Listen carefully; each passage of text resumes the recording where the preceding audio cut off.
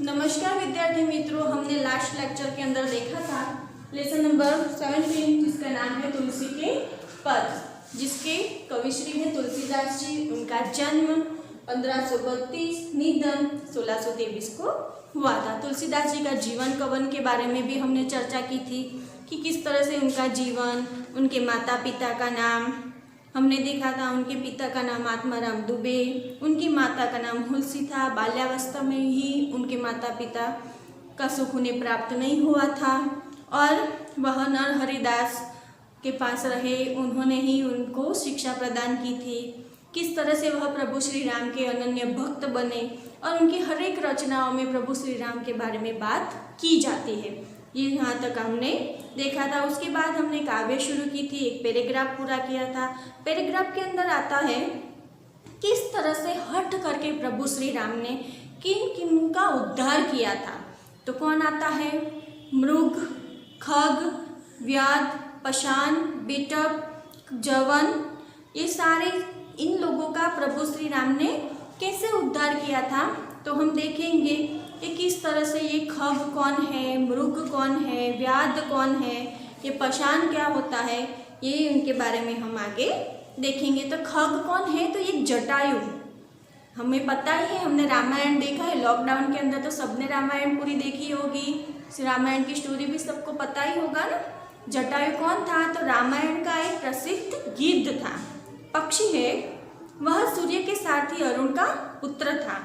सीता हरण के समय इसने रावण से युद्ध किया और वह घायल हुआ था। राम का सीता हरण का समाचार देने के बाद प्राण छोड़ दिया था। वो उसको भी एक श्राप मिला था कि उसे किस तरह से पक्षी का रूप मिला था, वो श्राप थे। वो श्राप से वंचित भी किसने किया था? प्रभु श्री राम ने ही, उनके हाथों ही उसका उद्धार हुआ। प्रभु श्री राम के हाथों ही उसका उद्धार हुआ था। ये भी याद रखना कि जटायु किसका पुत्र था? तो सूर्य के सारथी अरुण का पुत्र था। सीता हरण के समय रावण से युद्ध करके वह घायल हुआ था और राम का सीता हरण का संदेशा भी उसी ने दिया और उसके प्राण छूट गए थे। उसके बाद आता है मृग, जो एक हिरण है। मृग का मतलब क्या है? हिरण। मारीच, मारीच को ने पता है, एक राक्षस जो ताड़का राक्षसी का पुत्र तथा रावण का अनुचर था। वह सुवर्ण मृग के रूप में राम द्वारा मारा गया था। सुवर्ण मृग यानी कि सोने का हिरण कब आता था? जब राम, सीता और लक्ष्मण वनवास गए थे, तब वहाँ पर जो एक कुटिया के अंदर रुके थे, तो चारों ओर लक्ष्मण रेखा की थी। लक्ष्मण ने वहाँ पर सोने के हिरण को देखकर सीता बाहर निकल गए थे और असलियत में वो सोने का हिरण नहीं था, एक मारीच नामक एक राक्षस था। वो राक्षस का उद्धार भी किसके हाथों हुआ था? प्रभु श्री राम के हाथों हुआ। इसके बाद है व्याध, जो एक वाल्मीकि के बारे में बात की है कि वो एक बहुत ही हिंसक वृत्ति का था। पहले हिंसा वृत्ति से जीवन यापन करते थे, परंतु बाद में सनकादि ऋषियों के उपदेश से जीव हिंसा छोड़कर तपस्या में लगे और महर्षि वाल्मीकि कहलाए। इन्होंने रामायण की रचना की थी। ये वाल्मीकि जी है, ये पहले बहुत ही हिंसा वृत्ति वाले थे, जो लुटेरा वाल्मीकि कहा जाता था उसको। उसके बाद उन्होंने सनकादि ऋषियों के संपर्क में आने के बाद, उनके उपदेशों अपने जीवन के उतारने के बाद उन्होंने जीव हिंसा छोड़कर तपस्या करने लगे थे और उसके बाद वह महर्षि वाल्मीकि कहलाए, जिन्होंने रामायण की रचना की थी। ये याद रखना, रामायण की रचना किसने की थी? महर्षि वाल्मीकि ने। उसके बाद आता है पाषाण, यानी कि एक पत्थर। अहल्या महर्षि गौतम की पत्नी थी। 7 वर्ष वह पत्थर बन गई थी। राम के चरणों के स्पर्श से इसका उद्धार हुआ। अहल्या कौन थी? गौतम ऋषि की पत्नी थी और 7 वर्ष में गौतम ऋषि ने उसे श्राप दे दिया था कि जा तू जाके पाषाण बन जा। तब उसने बहुत ही गिड़गिड़ाए कि मुझे माफ़ कर दो। तब उन्होंने कहा था कि जब प्रभु श्री राम का धरती पर अवतार होगा तभी तेरा वो उद्धार करेंगे। तो वनवास के दौरान प्रभु श्री राम वहाँ पर आते हैं और उनका पैर वो पत्थर को, पाषाण को छूते ही वो श्राप मुक्त हो जाती है। किस तरह से प्रभु श्री राम ने अहल्या यानी कि पाषाण में से भी उसको स्पर्श करते ही, उनके स्पर्श मात्र से ही उसको मुक्ति मिल जाती है। बिटप यानी कि यमलार्जुन कुबेर के पुत्र नल कुबेर और मणिग्रीव नारद के शापवश गोकुल में 2 अर्जुन वृक्ष के रूप में उत्पन्न हुए। किसी अपराध पर जब यशोदा ने श्री कृष्ण को इन पेड़ों से बांधा तो वे गिर पड़े और उनका उद्धार हो गया। कौन से अपराधवश श्री कृष्ण को पेड़ से बांधा था यशोदा मैया ने, याद है आपको? वह बहुत ही शरारत करते थे श्री कृष्ण जब बाल रूप में थे तब।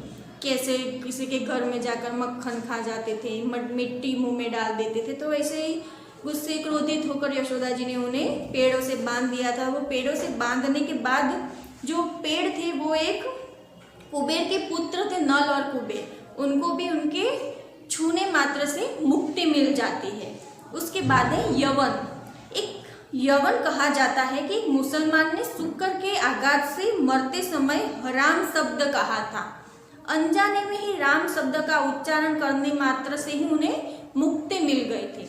अभी ये सोचो कि सामान्य राम शब्द से हमें किस तरह से मुक्ति मिल जाती है, ये बात यहाँ पर तुलसीदास जी ने बताई है। अब आगे देखते हैं। तू दयालु दिन है, तू दानी है भिखारी, हाओ प्रसिद्ध पात की तू पाप पूजहारी। नाथ तू अनाथ को, अनाथ कौन मोसो, मो समान आरत नहीं, आरती हर तो सो। ब्रह्म तू हो जीव तू ठाकुर हो चेरो, तात मात गुरु सखा तू सब विधि हितु मेरो। तो ही मोही नाते अनेक मानिए जो भावे, ज्यों त्यों तुलसी कृपालु चरण शरण पावे। यहाँ पर तुलसीदास जी ने बात की है, हे प्रभु आप दयालु है तो मैं दीन हूँ, अर्थात दया पात्र हूँ, मैं दया पात्र हूँ। आप दानी है तो मैं भिखारी हूँ। यदि मैं प्रसिद्ध पापी हूँ तो आप जैसे पापों के समूह को नष्ट करने वाला दूसरा कोई नहीं है। यहाँ पर बात की कि प्रसिद्ध पातकी तू पाप पुजारी, यानी कि अगर मैं प्रसिद्ध पापी हूँ तो आप जैसे पापों को समूह को नष्ट करने वाला दूसरा जग के अंदर और कोई नहीं है। आप अनाथों के नाथ है तो मुझ जैसा कोई अनाथ नहीं है। यहाँ पर क्या बात की गई है? नाथ तू अनाथ को नाथ कौन मोसो, यानी कि आप अनाथों के नाथ है तो मुझ जैसा कोई अनाथ नहीं है।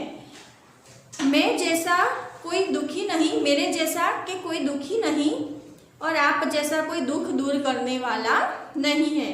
क्या बात की गई है यहाँ पर कि मेरे जैसा तो दुनिया के अंदर कोई दुखी नहीं है, पर आप जैसा दुख हो, जिसके भी दुख हो वो दूर करने वाला आप जैसा कोई नहीं है। ब्रह्म तू हो जीव तू ठाकुर हो चेरो, मात तात गुरु सखा तू सब विधि हितु मेरो।